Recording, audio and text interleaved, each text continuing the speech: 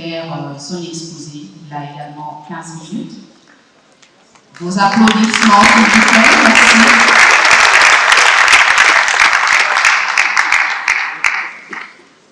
À Son Excellence, Monsieur le ministre d'État, ministre de la Justice et garde des Sceaux, mes remerciements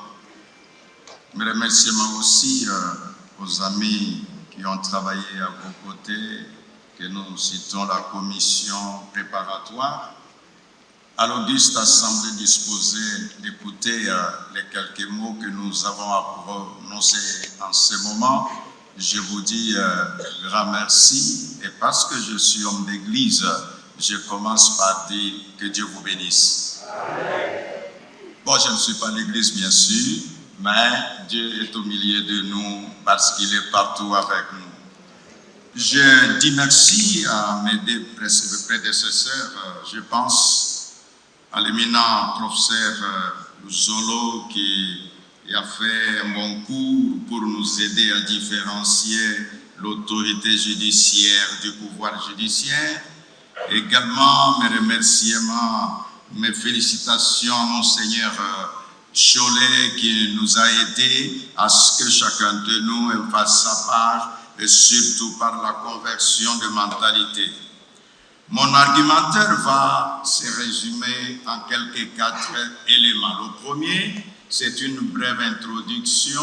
Le deuxième, quelle thérapie face à cette maladie.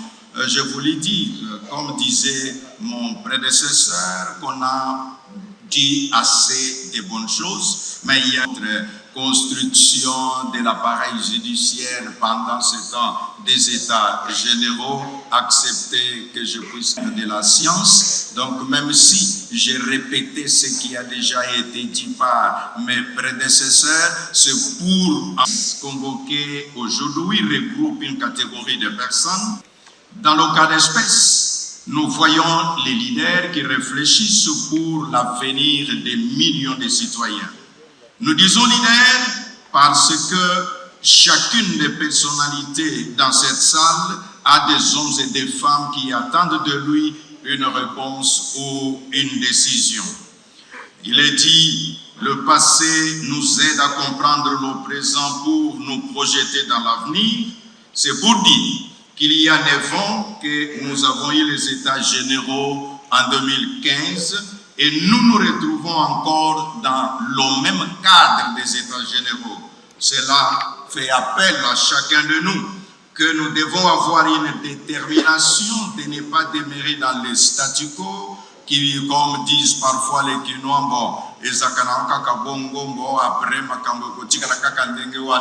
mais que nous nous disions la détermination est totale parce que je parlais des leaders. Un leader, c'est un agent de changement. Parce que je dis que le leader est capable de changer les choses afin que les objectifs soient atteints. Nous nous disons que cette brève introduction nous amène à répondre à la question quelle thérapie face à cette maladie. L'ouverture des assises de ce jour, le domaine de la justice est différent des autres domaines de la vie nationale. Pourquoi je dis que c'est différent? Le cancer, que sais-je encore, peut aller se faire soigner aux États-Unis, en Europe, en Afrique du Sud, en Inde et partout où il le veut. Un commerçant en faillite en République démocratique du Congo peut se décider d'aller faire ses affaires dans un autre pays et se relever.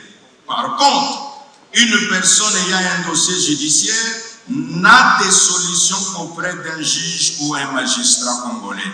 Voilà pourquoi j'établis que c'est vraiment différent des autres domaines de la vie nationale. Juste comme pour emboîter ce que disait le ministre d'État, le moment qu'il était en train de parler, et du reste aussi, le chef de l'État l'a ajouté dans la même lancée en montrant combien la justice est importante.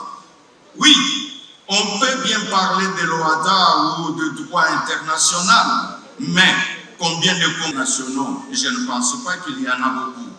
Quand la justice est malade, c'est toute la nation qui est malade. Nous voulons que l'ordre de la nation qui en tirera aussi bénéfice.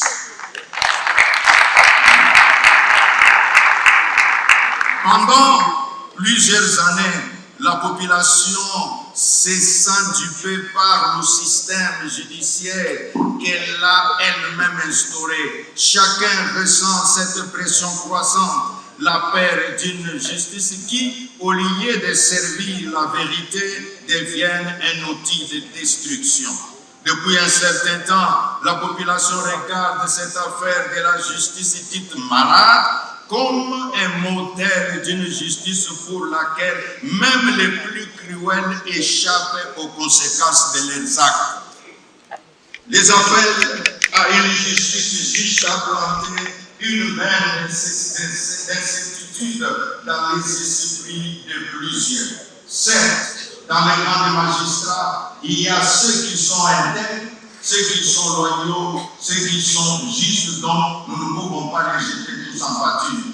Il est dit, le leadership est l'art de montrer aux autres les chemins à suivre. Les différents enseignants du développement personnel ou du développement de l'entité sont d'accord sur un fait.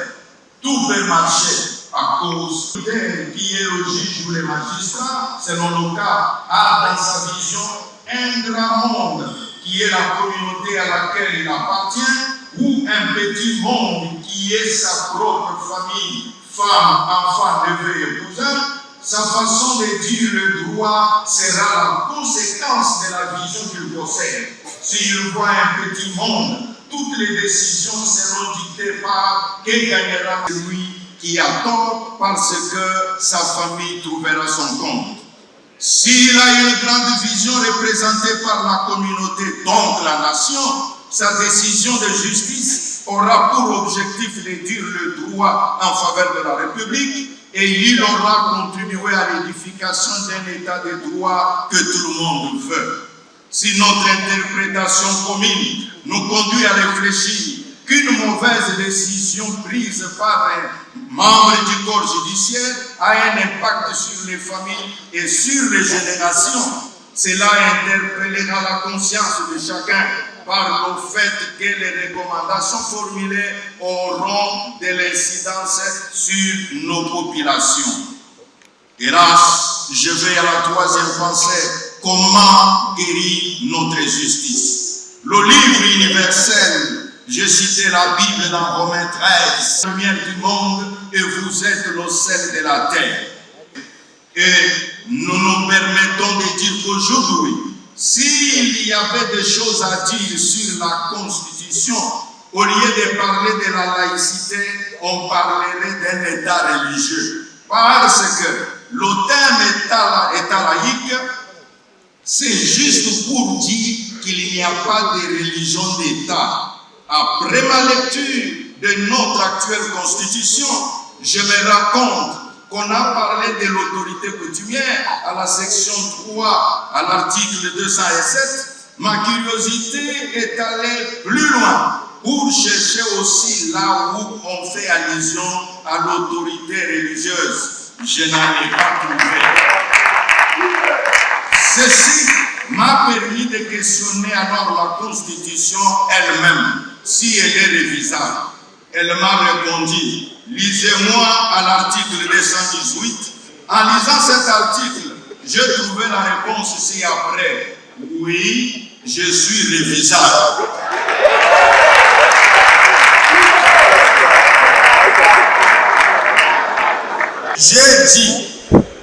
J'ai dit donc à la Constitution, si tu es révisable, comment faire? Elle m'a répondu, va lire au même article. Et je continue. Si quelqu'un dit qu'on ne peut pas réviser la Constitution, sa déclaration est anticonstitutionnelle. La bonne réponse serait de dire la Constitution elle-même dit qu'on peut la réviser. Si la répétition ne vous dérange pas, je dis que la révision de la Constitution est constitutionnelle, est légale et elle est morale. Et comme nous parlons de la justice, le gouvernement de la République, Excellence Monsieur le ministre d'État, en tout cas, vous prendrez en compte de ne plus accorder des avantages à une seule confession religieuse au détriment des autres, car nous n'avons pas de religion d'État en République démocratique du Congo.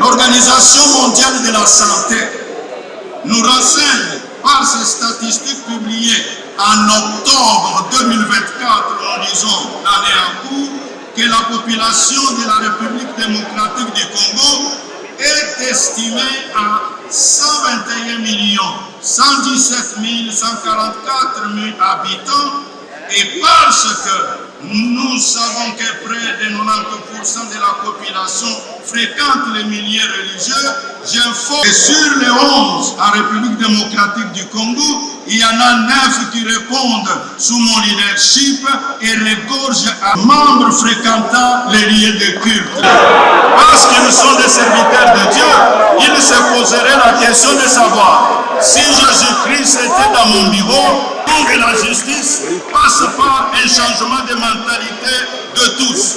Et ce changement de mentalité requiert de posséder la grande vision. Donc, voir la communauté au lieu de voir ses intérêts personnels.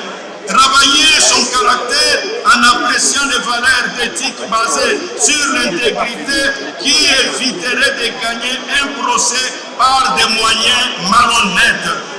Et je disais, imaginez, chers amis participants, que si Patrice Emery Lumumba se posait la question, que gagnerait mon fils, que gagnerait ma femme, est-ce qu'il serait mort pour le Congo?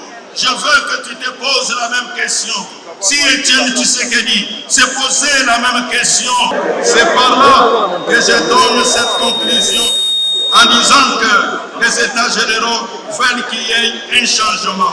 Pour guérir notre justice, faisons appel à l'unité nationale qui s'avère indispensable pour tous les citoyens. C'est avec cette unité que chacun de nous mettra de côté ce qui est personnel pour voir la République démocratique du Congo. Par là, je dis, guérir la justice, c'est guérir notre nation. Que Dieu bénisse.